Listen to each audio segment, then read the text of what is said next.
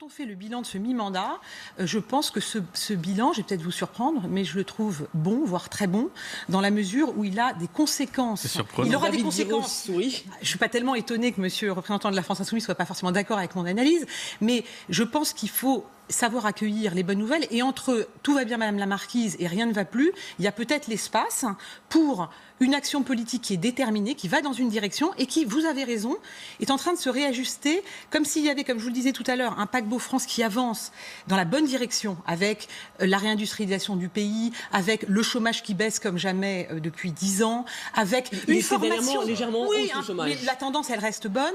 Et surtout, cet espoir qui est donné, pour moi, le message, c'est demain n'est pas forcément moins bon qu'hier, surtout à la jeunesse. Et quand vous avez, par exemple, l'application formation qui est sortie cette semaine, où chaque Français peut, sur une application personnelle, avoir accès à ses droits de formation, et alors que la formation, et c'est un régime totalement absurde, ne parvenait pas à ceux qui en avaient plus besoin, c'est-à-dire les jeunes et les chômeurs de longue durée, il y a beaucoup de choses qui se passent qui sont positives. Ça va dans le bon sens pour Donc vous. ça va dans le bon sens. Maintenant, je vous rejoins, il faut élargir le contexte. Vous avez un petit changement et qui est, à mon avis, lié à ce que nous vivons, et tous les pays du monde aujourd'hui le vivent.